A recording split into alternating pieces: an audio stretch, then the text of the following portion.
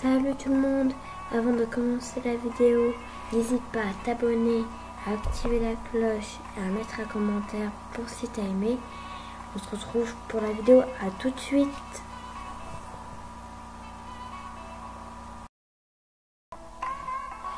Alors voilà, on est pour la suite de la vidéo. Alors aujourd'hui, on va bien sûr parler du Ford Puma et du Nissan Juke. Alors c'est un peu des voitures identiques avec un style un peu plus spécial qu'un 2008 ou qu'un Capture. Alors le Juke était restylé il n'y a pas longtemps, le Puma aussi il me semble. Après je sais pas s'il y en a eu avant, je suis désolée, je ne suis pas renseignée là-dessus. Alors le Puma en fait il a son style un peu mignon, un peu sportif. Mais il est plus mignon que sportif. Que le Juke c'est vraiment un style sportif. C'est des véhicules, les deux sont très fiables. Donc là-dessus il n'a aucun problème. Et franchement c'est pas mal. Alors en fait le Puma doit en fait remplacer son grand frère le Ford EcoSport. Je pense qu'il y en a beaucoup qui auront deviné.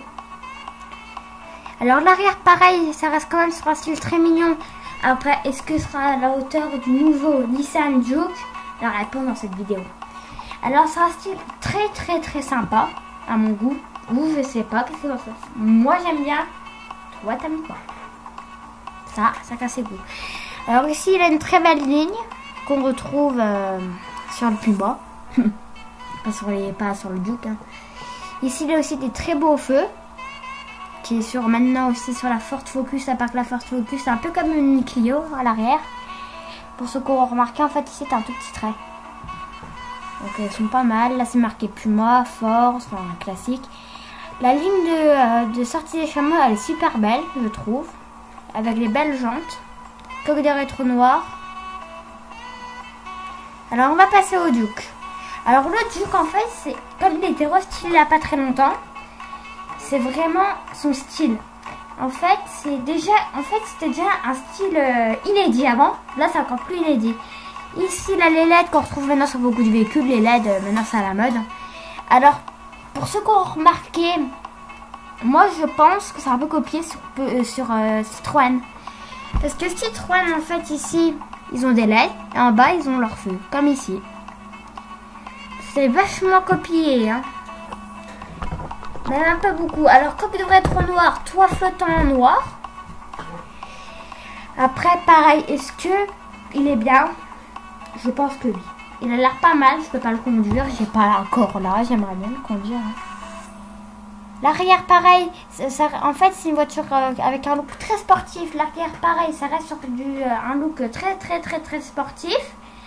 Alors, on voit très bien que c'est une voiture qui a sa comment on pourrait dire, en fait c'est son identité à lui. Alors comme je l'ai dit ici il a un toit flottant avec un petit trait noir avec le petit béquet noir qui est vachement pas mal. Ici la barre de feu.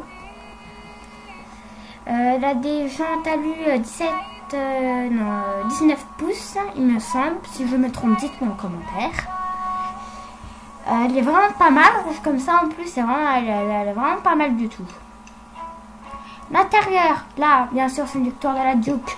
Parce que la Juke, c'est beaucoup plus moderne, c'est beaucoup plus à l'heure d'aujourd'hui par rapport au Puma, où c'est un peu... elle a un peu en retard sur son temps, la Puma, je l'avoue. Pas pour ceux qui aiment bien le classique, la Puma, c'est bien.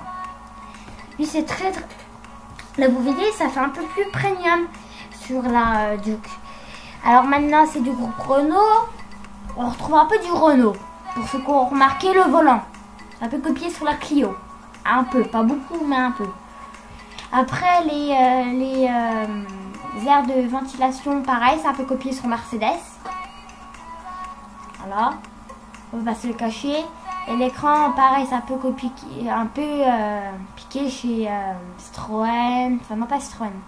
Audi, les marques là. Hein. On va pas se le cacher. Même Mercedes. Un peu comme du picolé. Hein. Coffre. Alors, le coffre de la Juke, elle fait 422 litres. Qui est déjà pas mal. Hein. Mais il fait encore mieux. Le Puma, il fait 468 litres. Alors bien sûr, la Puma, celle qui remporte le match du coffre. Celle qui a le plus de place. Elle est plus pratique parce qu'en fait, elle est un peu plus basse. Donc c'est plus pratique pour les packs d'eau.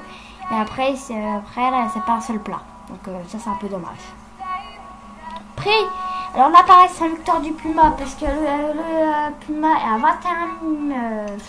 19 122 €.